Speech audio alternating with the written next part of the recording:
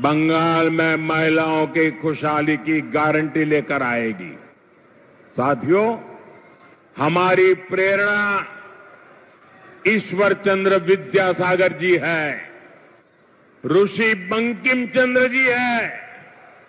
BJP Bengal को फिर से शिक्षा और कौशल का हब बनाने के लिए काम करेगी। बंगाल में सैकड़ों आधुनिक पीएम श्री स्कूल खोले जाएंगे। आदिवासी युवाओं के लिए एकलव्य मॉडल स्कूलों का विस्तार किया जाएगा। मोदी ने बंगाल के लिए जो 6 गारंटियां दी है, बंगाल बीजेपी ने अपने संकल्प पत्र में, भरोसा पत्र में इनको पूरा करने का जो रोड मैप दिया है, वो विकसित बंगाल की नींव सशक्त करेगा। साथियों, अब पहले मतदान के लिए 23 तारीख के मतदान के लिए कुछ ही घंटे बचे हैं। आप सभी को याद रखना है, आप सभी को याद रखना है, boy out, boy boy boy, भरोसा इन, भरोसा भरोसा, बॉय आउट, भरोसा इन, बीजेपी के वोट दिन। आपने 75 साल में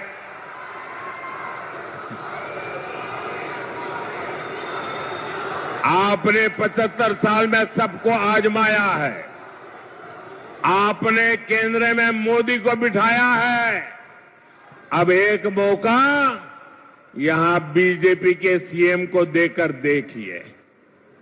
हमारे इन साथियों को भारी बहुमत से विजयी बनाइए।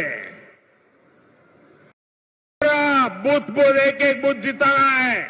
हर बूथ को जिताएंगे, हर बूथ को जिताएंगे, घर घर जाएंगे, ज्यादा से ज्यादा मतदान कराएंगे, टीएमसी के गुंडों को सजा दिलाएंगे, निर्मम सरकार को सजा दिलाएंगे। आप सभी के आशीर्वाद के लिए मैं आपका बहुत बहुत आभार व्यक्त करता हूं। मेरे साथ दोनों मुट्ठी तृणमूल की निर्मम सरकार की दुर्नीति के कारण हुआ है। साथियों, हमारे मछली पालन से जुड़े भाई बहन के लिए केंद्र सरकार पीएम मत्स्य संपदा योजना चला रही है, लेकिन टीएमसी सरकार ने मत्स्य संपदा योजना को यहां 2 साल तक लागू ही नहीं होने दिया। इसके कारण बंगाल में फिशरीज से जुड़े इंफ्रास्ट्रक्चर का विस्तार नहीं हो पाया, मछुआरों को कोई मदद नहीं मिल पाई। यानी इससे बंगाल के लोगों का भी नुकसान हुआ और मेरे मछुआरे भाई बहनों का भी नुकसान हुआ। बीजेपी आएगी तो बंगाल सी फूड के एक्सपोर्ट के लिए पूरी दुनिया में जाना जाएगा। साथियों, टीएमसी सिर्फ और सिर्फ अपने वोट बैंक की सगी है, घुसपैठियों की सगी है। बाकी किसी से इनको कोई लेना देना नहीं है। टीएमसी ने महिष्य समाज, तेली समाज, कुड़मी समाज, ऐसे हर छोटे मोटे समाजों की हमेशा उपेक्षा की, लेकिन अपने वोट बैंक को खुश करने के लिए ये कुछ भी कर सकते हैं। साथियों, बीते तो 2-3 दिनों में देश की संसद में टीएमसी का महिला विरोधी चेहरा भी साफ साफ नजर आया है। देश की बहनों बेटियों को संसद और विधानसभा में 33% आरक्षण देने के लिए संसद में चर्चा हुई, लेकिन टीएमसी ने महिलाओं को आरक्षण देने वाले कानून को पारित नहीं होने दिया। महिलाओं के सपनों का गला घोट दिया है। टीएमसी को लगता है अगर ये कानून लागू हो गया तो गांव देहात से निकली हमारी माताएं बहनें, हमारी बंगाल की बेटियां विधानसभा में पहुंच करके इनके काले कारनामों का हिसाब मांगेगी, बेटियों पर हुए अत्याचारों का हिसाब मांगेगी।